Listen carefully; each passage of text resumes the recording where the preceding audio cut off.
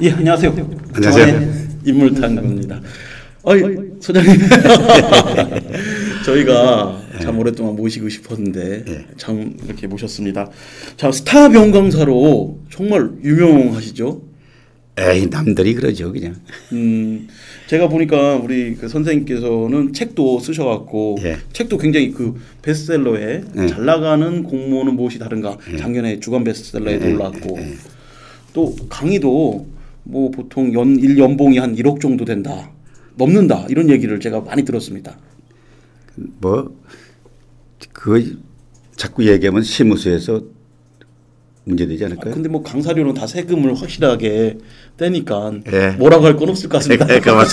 고맙습니다. 이 강사들처럼 사실 세금 정확하게 떼는 데도 없는 것 같아요. 주는 데서 떼버리니까 정확하게. 원천징수하니까 그다음에 이제 강사들은 또 끝나면 나중에 또 다 돌려주더라고요. 자, 이보규 선생님 소개를 좀 해드리면요. 36년 동안 공직자 그러니까 바로 서울시에서 고위직으로 이제 정년 퇴임하신 후에 바로 70대의 제2의 인생 사시는데 이 명강사라는 거는 참 쉽지 않거든요. 강의 경력이라는 건 굉장히 오랫동안 한 내공이 있어야 되는데 거의 뭐 70의 뭐 명강사 소리를 듣고 계십니다. 근데 이제 강의도 해보면 불러줘야 가거든요. 네.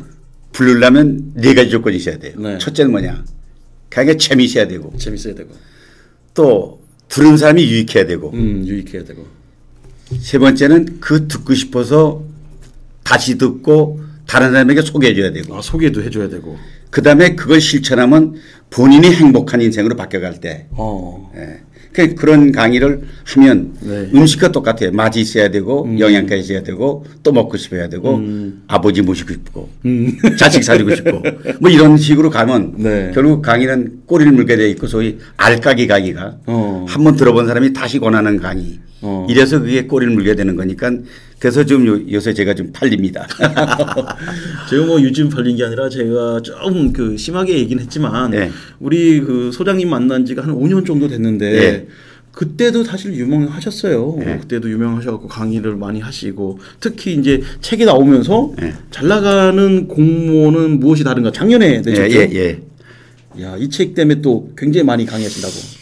이 책 때문에 공무원들 행정기관에 예를 들면은 뭐 용산구청이라든가 뭐 광진구청 아니면 송파구청 이런 데서 또 아니면 연수원에서 똑같은 제목으로 잘 나가는 공무원은 무엇이 다른가 이런 제목으로 강의를 많이 합니다. 그래서 이 책에 하고 좀 재미를 봤죠. 오늘은 뭐 제가 그 소장님 모시고 이런 얘기를 좀 하려고 했어요. 이제 공무원이 100만 명이 넘는다고 하더라고요. 공무원 100만 명의 시대에 정말 공무원에 대해서 어떤 그 자세라든가 어떻게 보면 공무원으로서도 성공하는 어떤 비결이 있을 것 같은데 이 책에 또 담겨져 있는 것 같은데 그 부분에 대한 얘기를 소장님이 해주실 것 같아서. 그런데 제가 이 책을 쓰게 된 동기도 그렇고 제가 공무원 칩에 들어와서 이렇게 생활해 보니까 연수원 교육원에 가거든요. 거기 가면 뭘 가르쳐 주느냐.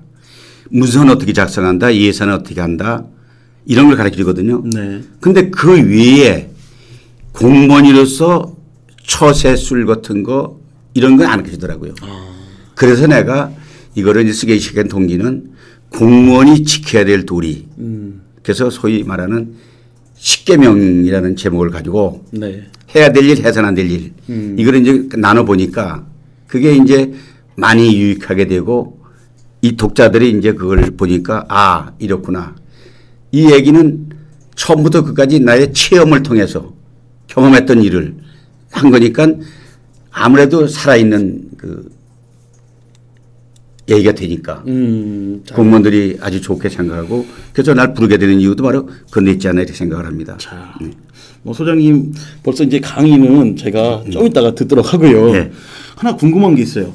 이게 서울시 한강사업본부장으로 이제 정년을 하면 보통 다른 분들은 뭐 다른 직장을 가거나 이제 좀 쉬거나 뭐 그런 케이스를 하는데 소장님은 그 후로 이제 강의를 정말 많이 했다고 들었습니다. 근데 퇴직하고 나면 이제 다시 제로 베이스잖아요. 아무것도 없잖아요. 근데 저는 이제 퇴직하고 나니까 용인대학에서 그 외래 교수 초청이 있어서 네. 그 해보니까 이게 교수님 소리니까 좋더라고요. 그래서 갑자기 이런 직업이 있구나. 네. 근데 시간이 많잖아요. 일주일에 2번 강의하면 나머지는 자유로우니까. 네. 그래서 다른 데서 강의 요청을 하더라고요. 그래서 내가 경상북도 달성군 아카데미에 가서 강의를 했어요. 처음. 네. 누가 초청을 해가지고 갔더니 거기서 대박이 난 거예요. 뭐 재밌고 근데 뭐 첫 강의가 대박 났어요. 대박 났어요. 그래가지고 그때부터 소위 말하면 나를 초청하는 곳이 많아가지고 가는 데마다 입소문 나니까 그래서 하니까 이제 그게 마치 이제 그 신바람이 나고 이 강의 좋은 게 뭐냐면 내가 가서 충분히 할 얘기를 해주는 것보다는 끝나고 그러면 돈을 주잖아요. 돈을. 이게 돈이 짭짤하잖아요. 그래서 이제 그거 맛을 들여서 네. 그래서 이제 매번 할 때마다 네. 오늘은 더 잘하자. 더 잘하자. 그래서 난 늘 그래요. 끝나고 그러면 내 생애 오늘 강의가 제일 좋았습니다. 왜? 어제까지 잘못된 거 다 배제하고 가장 좋은 시식, 가장 최신 정보, 가장 유익한만 골라서 오늘 했으니까 오늘 강의는 최고입니다. 이런 생각으로 늘 준비하고 했더니 그게 이제 일반 다른 사람들하고 좀 차별화된 내용이고 그다음에 이제 더 한 가지는 내 강의는 이제 이렇게 어떤 지식을 전달하는 쪽보다는 가슴에 있는 얘기를 가슴으로 옮겨주는 감정이입의 그런 강의이기 때문에 소위 말하면 감동을 통해서 액션을 주는 그런 강의이기 때문에 결국 그것이 이제 오늘날 내가 이만큼 좀 이렇게 팔리는 그런 입장이 되어 있지 않나 이렇게 생각을 합니다. 그 뭐 소장님 좀 이제 명강사 시절도 있지만 예. 또 명강사였던 준비 과정 바로 공무원 시절부터 좀 유명하셨어요. 예. 얘기를 들어보니까 26살 때 구급 공무원이 됐지만 예. 38살 때 사무관이 되시고 남들보다 굉장히 빨리 되신 걸로 이렇게 알려졌는데 뭔가 이렇게 남들보다 빨리 되고 잘 되고 어떤 계기가 있나요? 근데 그것은 결국 자기 노력이죠. 노력인데 남 모르는 노력. 저는 공무원 들어왔을 때 공고 야간부 출신이었습니다. 아 그래요? 예, 그래서 공무원 들어와서 처분에 동사무소 배치를 받았는데 물어보는 게 뭘 물어보느냐. 첫 번부터 물어보는 게 첫 마디가 그겁니다. 어느 학교 나오셨습니까? 아니 그 학교를 왜 물어? 그냥 까꾸를 물어보잖아요. 당신은 어느 학교 나왔습니까? 그러면 나는 뭐 연대 나왔다, 고대 나왔다, 무슨 대학 나왔다. 나는 대학을 안 다녔잖아요. 공고 야간부라는 얘기를 하기 부끄러워서 소위 요새 말로 쪽팔려서 그래서 동사무소 숙제에 자취하면서 거기서 야간대학을 다녔어요. 6개월 월급을 몽땅 마서 등록을 해도 한 학기 등록금이 모자라요. 이걸 다녔어요. 얼마나 고생했겠어요. 그래서 보니까 역시 대학은 나왔는데 그때 또 물어보지 않더라고요. 어디 학교 나왔냐고. 막상 나오니까. 근데 계급은 여전히 낮아요. 여기 석이니까. 그래서 어떻게 하면 높아질 수 있겠느냐. 그래서 높아지는 걸 연구했습니다. 공무원이 높아지려면 4가지 조건이 갖춰야 됩니다. 첫째는 경력이 있어야 되지만 두 번째는 공무원 교육원에 가서 성적이 좋아야 돼요. 그다음에 윗사람에게 평정을 잘 받아야 돼. 평점을. 그러면서 또 실력이 있어서 요직을 거쳐야 돼. 요직. 예. 그 4가지를 위해서 끊임없이 남들보다 노력하고 나는 올라가는 것을 그때만 해도 지금은 좀 다릅니다만 옛날에는 서기부에서 서기, 주사부, 주사, 사무관 모두 시험이에요. 시험 보면 오배수로 봐서 한 사람 되거든요. 네. 공부하면 떨어져요. 실력이 모자라니까 남들보다 늘 밤 12시에 퇴근해도 1시간 반을 공부를 했습니다. 일요일 날 집에 있을 때 책을 들고 다녔습니다. 통보소에서 할 때마다 책을 들고 있었습니다. 한 번도 2번 보지 않고 할 수 있는 게 뭐냐면 실력이 모자라니까 노력을 남들보다 배웠다. 그것이 내가 남들보다 한 발짝 앞서 승진할 수 있는 계기가 되지 않느냐. 그런 얘기에서 지금 저는 후배들을 그럽니다. 세상에 노력하지 않고 되는 건 없다. 근데 노력은 티나지 않고 남들 모르게 남들보다 더 노력하는 노력을 배로 하는 게 그게 성공의 비결이다. 이런 얘기를 합니다. 그것은 이제 나름대로 뭐 실천했다고 지금 지나간 얘기니까 그때는 내가 숨겼습니다만 지금 당당히 얘기를 합니다. 남들은. 그 당시에 이제 우리 소장님께서 굉장히 열심히 노력해서 남들보다 승진이 빨랐으니까 어떻게 보면 그 소장님을 부하로 두고 있던 예. 아랫사람을 두고 있던 사람들은 굉장히 편했을 것 같아요. 계속 깨는 인기 있었죠. 그래서 근데 중요한 거는 이제 그 소장님 밑에서 일하는 사람들은 굉장히 힘들었을 것 같다라는 생각도 듭니다. 아니 그렇지 않아요. 그래요? 저는 이 시청에 개장할 적에 네. 내가 인기 있는 개장이에요. 오 그래요? 왜 그러냐? 네. 나는 늘 강의할 때도 지금도 마찬가지입니다. 내가 강의를 하는 게 아니라 듣고 싶은 사람들이 무슨 얘기를 듣고 싶어 할까. 이게 나의 적이고 네. 내가 개장할 때는 내가 개장이면 이 사람들은 다른 개장이었다면 뭘 원할까. 그래서 직원들이 원하는 개장이 되고자. 그건 뭐냐. 그건 뭐냐면 개장은 직원들이 열심히 일하는 걸 이렇게 서포트 해줘야 되고 칭찬해줘야 되고 인정해주고 그것만 하면 직원들은 신나서 일하잖아요. 그래서 요새 말하는 대로 제가 옛날부터 부하 직원들을 칭찬을 좀 잘하고 그다음에 격려해주고 같이 일하는 사람에게 피해를 주지 않게 해서 윗사람에게는 충성을 다해서 맡겨진 일을 최선을 다하고 밑에 이런 거를 이제 늘 하나의 그 루틴화되는 그런 생활 속에 그 체험을 티령했다. 내가 지금 너무 자랑하는 거 아닌가 이거? 맞습니다. 자랑인데요. 자랑. 근데 굉장히 들으면서도 그게 쉽지 않은 거거든요. 네. 이게 말하기로는 쉽지만 그 실제 실천하기가 굉장히 어려운데 그거를 계속 실천했다라는 거고. 또 하나 제가 뭐 소장님하고 만나서 처음 만난 게 아니라 계속 몇 년 동안 뵈서 느끼는 게 똑같아요. 지금도 식사를 꼭 사시잖아요. 그러니까는 그 후배들이 밥 사는 일은 거의 없고 직접 그 강의로 버는 거 다 식사비로 쓰시는 것 같아요. 그래서 그런 느낌이 많이 들었는데 자 아까 말한 대로 좀 그 공고를 졸업하시고 나서 공무원 이게 쉽게 공무원 되지 않았다고 또 얘기 들었습니다. 근데 사실은 제가요 군대 실적에 희망이 없잖아요. 왜요 공무원은? 아니 희망 없어요. 왜냐면 그때만 해도 뭐 아버지 시골에 이장하셨는데 네. 재산도 없고 형제는 육형제고 먹을 양식도 없는 그런 입장에서 나가도 희망이 없다. 이런데 제가 터닝 포인트가 있었습니다. 리비저블의 짬발자는 빵 훔쳐먹고 19년 감옥살에 나가다가 촛대 훔쳤을 때 성당 신부가 경찰관이 불신검문에 왔을 적에 이 촛대는 내가 저 친구한테 준 겁니다. 그 감동이 짬발짠이 터닝 포인트가 돼가지고 시작이 되잖아요. 네. 나는 군대에서 그렇게 희망이 없을 적에 교통사고가 났어요. 나만 말짱했어요. 그게 그날 저에게 생각한 것이 왜 나는 아버지로부터 아무것도 받지 못했는데 했을까? 넌 쓸모가 있는 모양이다. 쓸모가 뭘까? 그 쓸모가 생각한 게 나는 그 당시에 아버지가 시골에 이장을 했기 때문에 면 직원들이 가장 부럽더라고요. 젊은 면 직원들은 아버지가 닭도 잡아주고 뭐 예우해주고 그래서 나도 서울에 왔으면 동 직원이 면 직원 똑같잖아요. 그거 하겠다. 그래서 거기서 제가 군대에 있으면서 공무원 시험 준비를 쭉도록 했어요. 어떻게 보면 아버지의 그걸 또 이은 거네요. 아버지는 이장을 했으니까 아버지보다 낫게 이제 동직원을 한 거죠. 그죠? 혹시 뭐 다른 형제분들은 소장님의 형제분들은 어떻게 공무원이 되신 분이 계신가요? 내 밑에 동생이 하나 나 영향을 받아가지고 공무원 해가지고 동장하고 정년퇴 했습니다. 그러셨구나. 자 이게 보면은 저도 공무원 쪽에서 강의를 종종 하는데요. 뭐 강사끼리 이런 얘기할 수 있잖아요. 이 강사의 무덤이 바로 공무원 대상으로 강의하는 거.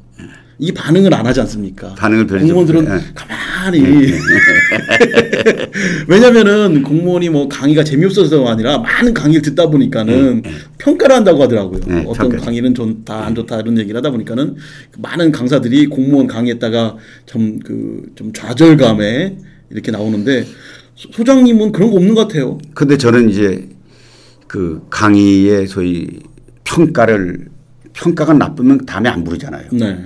평가를 좋게 하려면 어떻게 돼요? 너가 있어야 돼요. 저는요. 좀 부끄럽지만은 오늘 강의가 좀 평가가 나쁠 것 같다 하면은 퍼포먼스를 합니다. 퍼포먼스. 그래서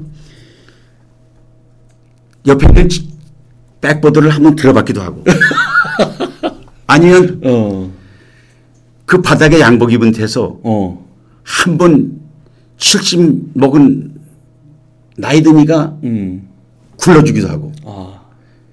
그럼 그분들이 열심히 하는 게 보이잖아요. 그치? 네. 그래서 뭐 굴러주고 하고 이런 거를 서슴없이 합니다. 그러고 이제 더한 것은 뭐냐면 재미있어야 되니까 유머도 많이 준비를 하고 그다음에 이제 가장 중요한 건 늘 얘기하지만 그들이 가려운 거 듣고 싶은 얘기를 미리 골라서 하는 거죠. 그러니까 평가가 나쁘기가 뭐 이런 얘기 근데 오늘 이상하게 그 선생님 얘기하다 보니까 내가 자랑이 되는 것 같은데. 자, 오늘은 이게 자랑하러 나오신 거고요. 미안합니다. 이보규 선장님. 예. 뭐 이런 부분이 있어요. 저희가 이제 강의를 예, 하시니까 예, 항상 강의 물어보면은 예. 이보규 소장님 목소리가 굉장히 좋으세요. 예. 이 목소리를 타고난 건지 아니면은 뭐 훈련을 하신 건지 이것도 궁금을 좀 했었어요. 근데 이제 목소리는 이게 본질적으로는 우리 아버지 목소리가 좋으세요. 아버지가 좋고 그다음에 이제 제가 학교 다닐 때 운병도 하고 또 군대에서 이제 또 그 대북방송 아나운서도 하고 이러면서 아나운서도 하셨어요. 예. 그래서 늘 이제 그 목소리를 통해서 내가 하는 것. 이 목소리 덕분에 내가 공무원 된 거예요. 왜요? 대북방송 아나운서 된 것이 시험 봤잖아요. 네. 제일 먼저 보는 게 보이스테이트잖아요. 그때 보이스테이트를 하는데 갔더니 쭉 줄어섰잖아요. 네. 이거 들고 얘기한 거 아니에요. 읽는 거예요. 네. 그러니까 그때 읽은 게 지금도 기억납니다. 박정희 대통령은 춘천시를 방문하고 이거 읽었더니 네. 그 장교가 됐어 너. 그래서 아나운서 된 거예요. 아나운서. 근데 이제 그 아나운서 때문에 군대에서 소위 요즘 말하는 특과 근무를 했고 거기서 시간이 되기 때문에 대북방송 녹음 테이프 틀어놓고 밤새 공부하고 이런 것이 다 이렇게 연결해 보면 그 뭐 국가꽃을 피우기 위해서 속세가 오르나 보다 이러지만 이복인 사람만 태어나기 위해서 지금 있기까지 여러 가지 여건들이 다 나를 위해서 많은 사람이 도와주고 계기가 되고 했던 것다 이런 생각을 제가 지금도 하고 늘 감사하게 생각합니다. 제가 오늘은요 네. 좀 이런 걸 좀 준비해 봤습니다. 저희가 그동안 한 40분 50분 정도 그 초대해서 네. 이런 얘기 많이 들었는데 제가 이보규 선생님 강의도 몇 번 들었긴 들었지만 예. 정말 많은 분들이 이보규 선생님의 강의를 한번 꼭 들어봤으면 하는 생각이 있었어요. 아 그래요? 그래서 제가 한 10분에서 15분 정도를 네. 드릴 테니까 예. 뭐 우리 이보규 선생님의 명강의를 한번 여러분이 한번 들어보시면 어떨지 모르겠습니다. 한번 글쎄 이게 이 강의는 이게 좀 반응이 있어야 되거든요. 청중도 있고 이래야 되는데 지금 이 스튜디오에서 지금 카메라 앞에서 혼자 강의하는 게 쑥스럽긴 하지만 네. 제가 평소에 얘기하던 거 네. 여기서 한번 얘기를 해보겠습니다. 네. 뭐 강의라기보다는 그냥 같이 한번 들어보는 거죠. 이 사람들이요 왜 사느냐 하면 결국은 가보면 행복한 인생을 위해 사는 겁니다. 행복하기 위해서는 뭐가 필요하냐. 조직이나 집단이나 어느 소속에서 자기를 드러내야 될 거 아니에요. 드러내서 자기가 성공적인 인생을 살아야 되는데 대개 보면 성공한 사람들을 보면요. 다 다릅니다. 어느 사람은 좋은 부모를 만나서 좋은 DNA를 통해서 머리 좋아 성공한 사람도 있고 어느 사람은 오히려 악조건에서 태어나가지고 악조건 때문에 노력을 배가해서 한 사람도 있고 어느 사람은 별로 실력도 없지만 끊임없이 자기 개발을 통해서 한 사람이 있다. 다 성공합니다. 그런데 공통점이 뭐냐 보면 결국에는 성공한 사람의 공통점은 딱 하나. 도전정신과 열정과 긍정 마인드입니다. 긍정 마인드. 그래서 저는 이 성공하기 위해서는 이 긍정 마인드가 필요한데 우리는 늘 이 삶 자체가 남하고 비교하잖아요. 아파트도 비교하고 자동차도 비교하고 얼굴도 비교하고 계급도 비교하고 돈도 비교하거든요. 근데 비교는 하는 게 필요합니다. 근데 문제는 비교해서 자기가 남들보다 조금 내가 우월하다, 좀 낫다 이렇게 발견하면 잘못하면 우쭐할 수 있습니다. 바로 그 다음에 오는 게 교만입니다. 근데 비교해서 우쭐대지 말고 열등감도 버려야 되지만은 우월감도 버려라. 두 번째는 비교했더니 모든 여건이 다른 사람에 비해서 조건이다. 얼굴도 못생기고 생김도 그렇고 머리도 나쁘고 출신도 나쁘고 배운 것도 나쁘고 학교 나쁘고 그러면 열등감이 생길 수 있습니다.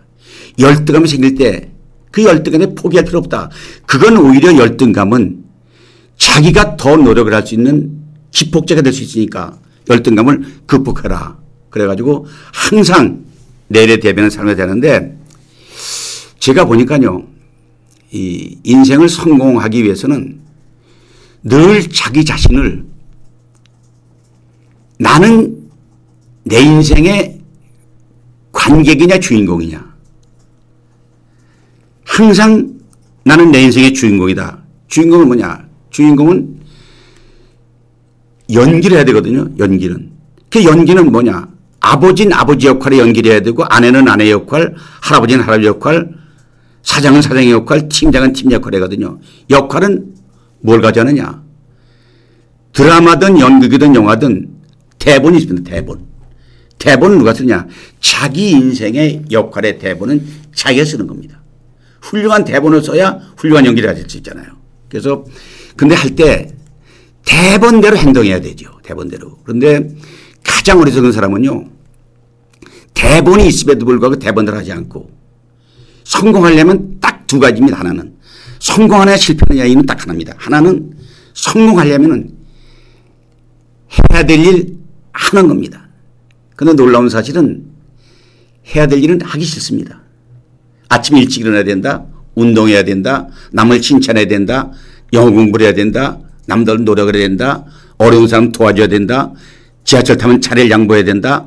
어려운 사람 침 들고 가면 틈을 줘야 된다. 해야 될 일이 한결같이 다 하기 싫거든요. 하기 싫다고 해야 될 일 안 하면 그 사람은 자기도 모르는 새 어느 사이에 낙오되어 있습니다. 근데 반면에 해서는 안 될 일, 유혹을 받잖아요. 내가 담배를 안 피운다고 하는 얘기는 아닙니다. 술을 먹지 않다고 하는 얘기는 아닙니다. 저는요. 인생에서 담배는 피워서는 안 될 일이라고 생각합니다. 두 번째는 술도 먹을 일이 아니라고 생각합니다. 세 번째는 우리 인생에서 이 아내들 가운데 가장 건 남을 비난하는 것, 비판하는 것, 남을 못되게 하는 것 다 해서는 안 될 일입니다. 그런데 놀라운 사실은 해서는 안 될 일은 유혹을 받거든요. 자기 아내를 두고 다른 여자에게 한눈을 파는 사람도 있고 더한 것은 늘 정정당당하게 돈을 버는 게 아니라 부정한 돈, 부정한 방법으로 자기를 남을 억누르고 가는 거 이런 것 해서 안 될 일을 하면 하루 이틀에는 아무 관계 없습니다. 그런데 그것이 2, 3년 지나고 나면 똑같은 조건에 출발을 할지라도 직장에 입사를 똑같이 했습니다. 대학을 나와서 우수한 성적을 입사해서 교육받고 똑같이 출발했습니다. 배치받았습니다. 그런데 3년 후에 보면 어느 사람은 승진을 올라가는 어느 사람은 나중에 구조적인 대상이 돼. 이유는 뭐냐. 딱 하나입니다. 그 사람은 보면 해야 될 일을 하지 않는 사람이고 해야 될 일, 해서는 안 될 일 하지 않는 사람이고 해야 될 일 안 하는 사람입니다. 그래서 저는 그걸 강조하면서 두 번째는요. 제가 이 책에도 그런 얘기를 썼습니다. 책에 썼지만은 적어도 공무원이나 직장이나 조직에서 남들보다 한 발짝 앞에 나가려면 한 발짝 앞에 나가면 그런 말 있잖아요. 높이 나르는 새가 멀리 보고 일찍 나가는 새가 먹이를 빨리 넣는다 하려면 적어도 가장 중요한 건 자기의 비전을 가야 돼. 비전을. 비전이 없는 인생, 꿈이 없는 인생. 두 번째는요. 이 세상은 끊임없이 변하거든요. 변하는 과정에 저기 되면 실패도 하거든요. 근데 사람이 실패와 변화를 두려워하면 그건 되지 않습니다. 그러니까 실패와 변화를 피하지 말라. 그 다음에 네 번째는 자기의 이미지를 남들에게 보여주는 이미지를 소위 이미지 메이킹이 필요하다. 의도적으로 자기를 남에게 잘 보이기 위해서 의도적인 노력을 해야 된다. 이 노력을. 그러니까 그러기 위해서는 외모는 단정해야 되고 옷도 단정해 입어야 되고 말할 때 솜씨 해야 되고 남들에게 예절 발려야 되고 하는 이미지를 가져야 되고 두 번째는 자기 자신의 살아남는 필살기를 가져야 됩니다. 남이 갖고 있지 않은 나만의 필살기. 예를 들면 영어를 잘해서 외국에 나갈 때 다른 사람은 말 못해 그냥 나간다든가 아니면 회사에 어려운 문제 있을 때 가장 어려운 문제를 내가 해야 된다든가 아니면 소통 능력이 있어가지고 어려운 일 있을 때 소통을 한다든가 이런 자기만의 필살기를 갖고 있는 게 중요했고 더 중요한 건 가장 중요한 게 뭐냐. 인맥 관리입니다. 우리 인맥경영연구소 원장 하시잖아요. 인맥은 뭐냐. 인맥은 사람들이 그래요. 백이다. 뭐 좋은 사람이다. 누가 도와줬다. 천만의 말씀입니다. 인맥은요. 자기가 금맥이 돼 있으면 다른 사람이 자기를 부릅니다. 내가 먼저 좋은 인맥이 돼 있어야 상대가 따라오는 거지. 내가 좋은 데 따라갈 게 아니라 남이 나를 따라오도록 자기를 갖추기 위해서는 뭐가 필요하냐. 그게 전문직이죠. 전문가. 남들이 갖지 않은 걸 갖고 있어야 돼요. 갖고 있어 실력이 있으면요. 직장에 나도 30년 공무원 했지만요. 내가 실력이 딱 인정되면요. 새로운 일 시작하면 제일 먼저 나를 부릅니다. 부탁한다. 그래서 내가 서울시에서 그런 일 많이 했습니다. 내가 잘한 것 같지만 서울시 새마을운동 기본계획을 내가 8일 동안 여관에서 잠 안 자고 맹그런 게 서울의 새마을운동입니다. 그래서 내가 새마을운동 80년도 사무관한테 근면장을 받지, 근면장. 현직 공무원 주는 게 아니에요. 이게 뭐냐. 그러니까 자기만의 인맥을 구성하고 능력을 갖춘다. 그 다음에 더 중요한 건 자기의 인맥을 남의 유혹을 받아야 됩니다. 유혹이라는 건 그게 나쁜 뜻이 아니라 사람은 끊임없이 호기심이 있을 때 유혹을 받거든요. 더 중요한 건 끊임없이 자기의 욕망을 가져야 돼요. 욕망을. 항상 욕망을 가져야 돼요. 나는 다음에 어느 단계 가겠다. 승진하겠다. 좋은 자리에 가겠다. 나는 집을 사겠다. 좋은 장소를 가겠다. 책을 쓰겠다 하는 욕망을 끊임없이 가질 때 그것은 이루어진다. 그 다음에 항상 중요한 것은 자기의 뒷모습을 바라보라. 자기 자신의 모습을 스크린에 비춰보는 거예요. 나는 어떤 모습을 비칠까? 남을 바라보고 비춰보는 게 아니라 내가 나 자신을 비춰서 보고 내가 어떻게 보일까? 뒷모습을 바라볼 때 나의 뒷모습이 아름답지 못하면 바로 고쳐야죠. 고치는 것은 한 번 실수는 되게 봐주잖아요. 똑같은 실수를 두 번 하면 되잖아요. 그러니까 그 사람에게 항상 뒷모습을 봐라. 그 다음에 가장 두려운 것이 뭐냐면 인생에서. 그런 말 있잖아요. 가장 두려운 게 뭐냐. 꿈을 버릴 때 두렵습니다. 내가 꿈이 없다. 꿈을 얻다가 하면 그 사람이 무슨 의미가 있겠습니까? 꿈을 갖는 인생. 그 다음에 마지막으로 내가 늘 강조하는 게 뭐냐면 내가 이 책도 내가 이 책을 쓴 제목이 이보기와 행복 디자인입니다. 행복 디자인. 디자인은 설계잖아요. 네. 근데 우리가 자기의 전 생애를 설계하는 거죠. 인생에는 우리가 유년기를 통해서 청년기를 통해서 장년기를 통해서 최고의 정상에 갔다가 제 인생은 다시 지금 제가 제 인생을 사는 거 아니에요. 이막 인생이잖아요. 이막 후에는 더 필요한 게 뭐냐. 이제 다음 단계는 남의 도움이 없이는 살 수 없는 단계. 여기에 대비할 거 아니에요. 그게 이제 그러니까 전 생애를 놓고 디자인해 가지고 나는 젊어서는 어느 학교를 나오겠다. 젊어서는 계급은 어디까지 올라가겠다. 그래서 난 공무원들에 그래요. 신규 사원들 이입할 때 이렇게 얘기합니다. 정년 퇴직을 하겠다는 생각이 없으면 공무원을 그만둬라. 두 번째, 계급이 어디까지 올라갈까를 스스로 정해라. 스스로 사무관 얘기했다고 하면 사무관 목표를 달성해야 다릅니다. 더 중요한 것은 그 자기가 노력하는 만큼 이룩할 때 적어도 메슬로가 말한 인간의 5단계 욕구 중에 가장 큰 고위 욕구가 자아실현이잖아요. 생리적인 거, 안전 욕구, 사회적 욕구, 발전 욕구, 자아실현 욕구. 자아실현을 나도 한번 태어났으니까 뭔가 남들 모르게 다른 뭘 한번 나타내보겠다. 그러니까 제가 좋아하는 어몽길 그 대장은 높은 산을 8,000m 대장을 18병을 올랐잖아요. 그게 꿈이고 도전이잖아요. 설계잖아요. 그런 꿈을 가지고 해나가면 언제든지 누구에게나 기회는 오거든요. 근데 항상 태양을 향해서 걷는 자에게 비춘다는 말이 있습니다. 태양을 향해 걷는 사람. 그것이 우리가 늘 똑같은 조건이라도 좌절하지 말고 꿈을 가지고 심장을 나갈 적에. 그런데 한 가지 현대인들이 갖춰야 될 게 딱 세 가지는 중요해야 됩니다. 뭐냐. 첫째는 가장 중요합니다. 불법 부당한 쪽에 가면 안 됩니다. 법을 지키고 마땅하지 않은 거 하면 안 됩니다. 두 번째는 뭐냐. 아까 얘기했지만 끊임없이 재기개발해야 되죠. 우리가 늘 이해가 됩니다마는 박지성 선수가 축구 선수가 아니었잖아요. 근데 그 박지성 선수는 내가 보진 않았지만 발이 평발이래요. 노력을 통해서 세계 선수가 되잖아요. 그러면 자기의 개발하는 거예요. 이봉주 선수는 발이 짝발이라 그러잖아요. 눈썹에 가지고 땀을 흘리면 뛰면 눈 위로 들어간대요. 머릿수건을 들이고 자기 개발을 끊임없이 하니까 이번에 김연아 선수가 세계적인 선수로 지금 우뚝 서가지고 세계가 존경받는 김연아 선수. 김연아 선수도 노력했을 겁니다. 자기 개발했을 겁니다. 수없이 넘어지는 과정. 이런 것들이 바로 우리가 살아나는데 꼭 필요한 동모이고 이것은 너와 내가 문제가 아니라 우리 모두에게 나쁜 조건일 때 더 노력하는 사람. 그래서 저는 늘 이런 얘기를 강조합니다. 늘 자기 자신을 돌아보라. 언제나 돌아보라. 돌아볼 때 첫째가 나는 과연 바르게 살고 있느냐. 남들 보기에 지탄 많은 사람이 아니냐. 두 번째는 나에게 과연 꿈과 소망은 어떤 것이냐. 내 꿈과 소망은 남이 공감한 것이냐. 그리고 가장 성공한 사람은 자기가 소속되어 있는 집단을 자기로 인해서 변화시키는 힘이 있어야 될 거 아니겠어요.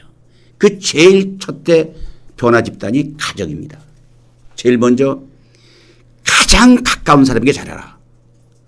그럼 우리 사람들은 누구냐? 가장 가까운 누굴까요? 가장 가까운 사람이 아내는 남편이고 남편은 아내입니다. 제일 중요한 게 아내에게 잘해라. 두 번째는 가까운 사람, 자식에게 잘해라. 부모에게 잘해라. 가까운 사람. 이렇게 할 적에 우리의 인생은 결국 한 번 태어났다 한 번 죽는 건데 누구나 한 번의 인생을 헛되지 않게 보람되게 살아서 누가 먼 훗날 돌아볼 적에 이복이라는 사람이 어떻게 살았느냐 할 때 어느 한 구석에도 흠결 없이 끊임없이 내일을 위해 노력하는 사람 항상 남에게 도움이 됐던 사람 그리고 이복에 있는 곳에는 항상 희망이 넘치는 그런 삶 이거 살았다 이런 얘기를 가장 가까운 아내가 해주길 바라고 자식들 해주길 바라고 친구들 해주길 바라고 그런 삶을 사는 게 좋지 않겠느냐. 이래서 저희가 짧은 미니 특강이지만은 여기서 감사합니다. 내가 너무 죄송합니다. 네, 저희가 사실은 이 강의가 이 앉아서 하는 게 굉장히 어려운데 제가 이 10분 동안 좀 여러 가지 마음에 저도 이제 몇 구조를 가슴에 또 담았습니다. 다시 한번 좀 소개를 해드리겠습니다. 그 10계명을 좀 소개해 주셨죠? 예. 그래서 10계명 한번 다시 뭐 인터넷 보면은 소개를 될 건데 제 1계명이 나의 비전을 세우고 조직의 비전에 헌신하라. 2계명이 상사와 실패와 변화는 거부하지 마라. 3계명은 자신을 이미지 메이킹하고 스토리텔링하라. 4계명은 남다른 필살기와 향기와 스토리를 지녀라. 5계명은 좋은 인맥을 구하려면 먼저 좋은 금맥이 되라. 6계명 유혹을 당하기 위해 절대 귀를 닫지 마라. 이거 참 재밌었어요. 예. 야, 이거 뭐 유혹을 당하지 마라 이런 건데 사실 유혹을 당해야 된다라는 얘기를 하셨어요. 그러니까 그 자극을 받아야 되거든요. 자극을. 자극을 받으면 자기가 자신을 돌아볼 수 있는 계기가 되니까 이 유혹이 매력이 있잖아요. 자, 7계명은 욕망을 가지고 그 욕망과 싸워라. 8계명 나의 뒷모습을 항상 살펴보라. 9계명 더 이상 꿈꾸지 않을 때를 두려워하라. 자, 10계명이고요. 전생의 행복을 디자인하라. 9계명을 아까 선생님이 강의하면서 제가 이런 생각했어요. 이보규 선생님한테 꼭 이거 물어봐야지. 혹시 이보규 선생님 지금 무슨 꿈을 꾸고 계시나요? 저는 지금 꿈이 있습니다. 난 강사로 살잖아요. 그지? 네. 근데 저는 꿈은 다른 게 아니고 KBS에 가서 한번 강의하고 싶어요. KBS에서 KBS 아침마당에 가서 아침마당 명사 초청 특강 이런 게 있잖아요. 그지? 전 국민 상대로. 그러면 그냥 여기서 방송 그 담당자가 보든 안 보든 한번 얘기해 보죠. 저를 한번 시켜주면요. 내가 시청률 높여주겠습니다. 네. 그리고 지금까지 강의했던 모든 사람 강의보다 이보규 강의가 나는 눈물도 있고 웃음도 있고 꿈도 있고 재미가 있는 강의 할 수 있다 해주겠습니다. 그 또 하나 꿈이 있다면 세종문화회관 대강당에 4,500명 정도에 꽉 찬 데서 내가 열변을 강의하네. 지난번에 울산 아카데미 가서 700명이 앞에 있고 300명이 밖에 있어요. 1,000명이 듣는 강의를 제가 했습니다. 울산 아카데미에서. 그 시장님이 그거 들어줬대요. 끝나고 나니까 너무 잘하십니다. 그러더라고요. 그래서 이제 그런 그 강의가 있고요. 그 다음에 이제 지금 아직도 책을 지금 쓰고 있습니다만은 지금 거의 책하는 완성단계에 있습니다. 네. 끊임없이 어느 할 때까지 네. 계속 책을 써가지고 이번에도 또 한 베스트셀러의 책을 쓰고 있고 베스트셀러. 그다음에 나중에 그 자식들이 내 아들 둘인데 자식들이 나중에 내가 어느 시장 떠난 날 그들 집에서 당당하게 우리 아버지는 참 훌륭한 분이었다. 이런 얘기를 다른 사람이 아니라 내 자식들, 내 친구들이 그런 얘기를 들었으면 좋겠다. 지금도 뭐 할 것 같습니다. 자, 그 이보규 선생님의 꿈을 4가지를 제가 다시 한번 얘기하도록 하겠습니다. 꿈이 이루어질 것 같아요. 예. 어렵지 않아서 KBS 아침마당에 나오셔서 출연하셔서 예. 강의도 하시고 얘기를 해주고 싶은 예. KBS 아침마당 관계자 여러분들 한번 보시면 꼭 초대 좀 해주십시오. 두 번째는 세종문화회관에서 강의하는 예. 이거 뭐 토크쇼인가요? 근데 이제 뭐 이렇게 사람들 많은 데서 네. 제가 이제 요즘 그런 거 많이 하잖아요. 아카데미 같은 데 이제 가면 지난번에 제천시에 가서 했습니다만은 네. 많은 사람 앞에서는 강의할 적에 한두 사람 있으면 심심하잖아요. 그지? 네. 많은 맛을 집어넣더라고요. 많은 사람 앞에서 내 강의할 적에 열렬한 박수 치면서 호응해주는 그런 꿈을 늘 갖습니다. 그 다음에 세 번째가 이제 베스트셀러에 대한 꿈을. 예. 야, 이거 뭐 잘 나가는 공무원 이 책도 베스트셀러인데 또 한 번 또 베스트셀러를 꿈을 예. 꾸십니다. 예. 다 네 번째가 이제 자녀에게. 예. 근데 자녀에게는 지금도 존경받는. 아니 우리 애들이 존경 안 한 것 같아. 난 우리 큰아들 아들들이 그래. 아버지 그만 다녀 그러고. 그게 존경 안 해서 그런 게 아니라 건강을 걱정해서 그렇지 않을까요? 네. 근데 우리 아들들은 아주 그냥 아버지 이제 강의 그만 다녀 뭐 이러고 이래요. 자, 그래서 이제 애들 생각은 아마 그런 것 같아요. 내가 이렇게 혹시라도 이제 강의하고 다닐 때에 내가 강의할 때는 우리 집사람이 밖에서 늘 기도를 해요. 아유. 실수하지 말라. 왜냐하면 말 한마디에 2시간, 3시간 강의할 때 말 한마디에 강단을 영원히 떠날 수 있잖아요. 실수하지 않도록. 그러니까 이제 그런 것들이 가족들은 이제 염려하는 것 같고요. 그래도 하여간 나는 이제 우리 손자가 내 처음에 책 쓸 때 그런 얘기를 여기 썼습니다만 출판계에 했습니다. 할아버지의 생애는 어떻느냐 할 때 손자에게 들릴 게 있습니다. 걔가 20살 되면 나는 90살이에요. 언제 얘기할 기회가 있습니까? 애들이 듣지 않습니까? 그때 이놈이 어느 날 이 책을 들어보면 할아버지가 이렇게 살았구나. 이것이 남겨지는 그런 삶. 그게 제 꿈입니다. 뭐 소박하죠 내 꿈은. 저는 사실은 좀 소장님 만나면서 이런 생각이 들었어요. 제가 소장님 나이에 참 그 정도로 열정적으로 제가 활동할 수 있을까?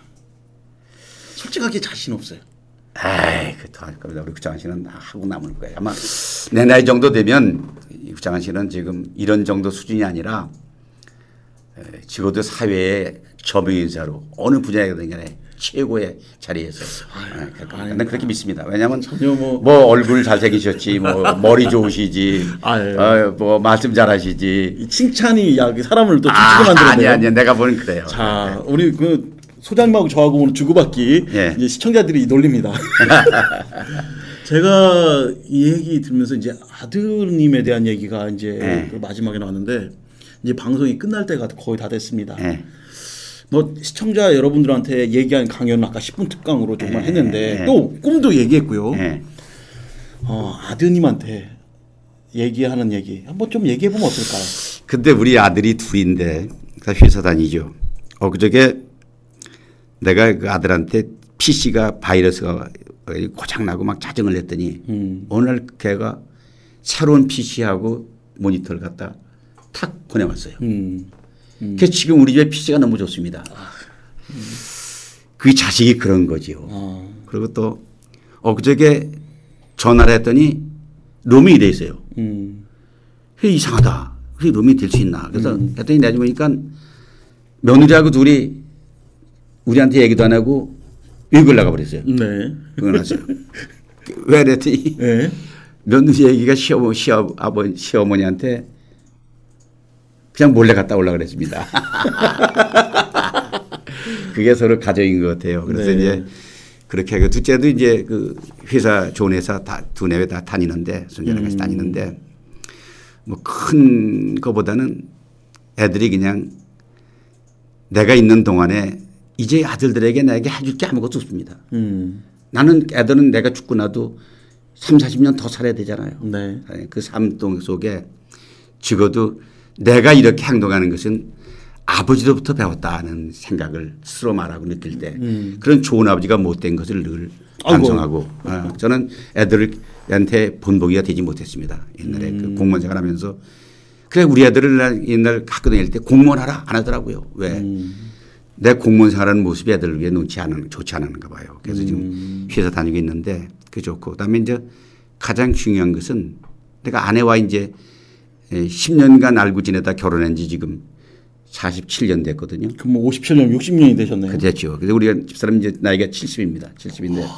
근데 지금도 오늘도 이제 초등학교 다닐 때부터 알고 중학교 때. 집사람 중학교 때. 그때부터 연애하셨어요. 연애는 아니고 그냥 알긴 해요.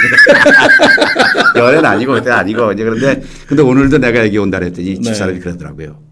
내가 오늘 대답한다 했더니 당신 오늘 말 조심해. 어제 어제 꿈이 좋지 않으니까 말 조심해. 그래 하더라고요.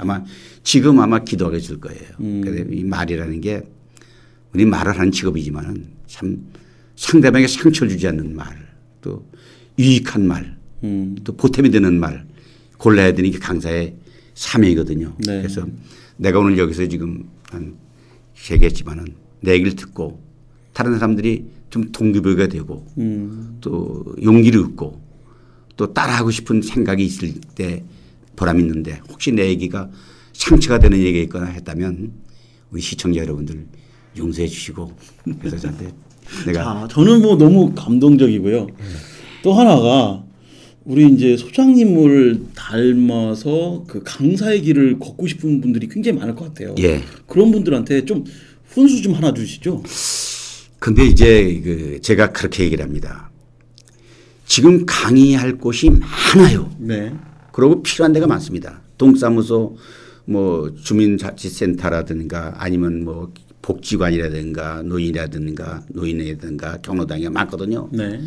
그래서 처음부터 유명한 명강사가 돼가지고 뭐 이렇게 할 생각 말고 적어도 자기가 강의할 걸 이렇게 짜가지고 얘기를 해보고 처음 없으면 산에 가서 강의 가서 연습해가지고 강에서 그러니까 뭐 누가 그러잖아요. 소나무동포 여러분, 뭐 자갈진구 여러분 하면서 연습해가지고 적어도 태어나서 죽기 전까지 나로 인해서 다른 사람이 선의 영향력을 끼쳐서 떠난 자리가 빛나는 그런 삶 이것은 적어도 우리의 당군왕금의 건국이 홍익인간이잖아요.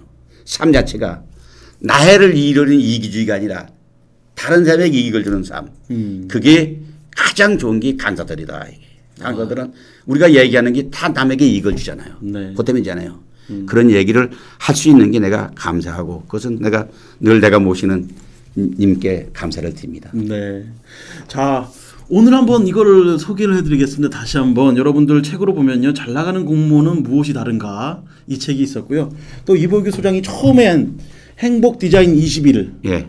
그 21이라는 뜻에도 또 다른 게 있다며요. 21세기. 네. 그다음에 21가지 얘기. 예. 그다음에 또 한 가지는 계란이 병아리가 되는 날이 21일입니다. 아, 21일 만에. 네. 그러니까 이 책을 한 차트씩 21권까지를 읽으면 네. 병아리가 되잖아요. 네. 그런데 그런 말 있잖아요.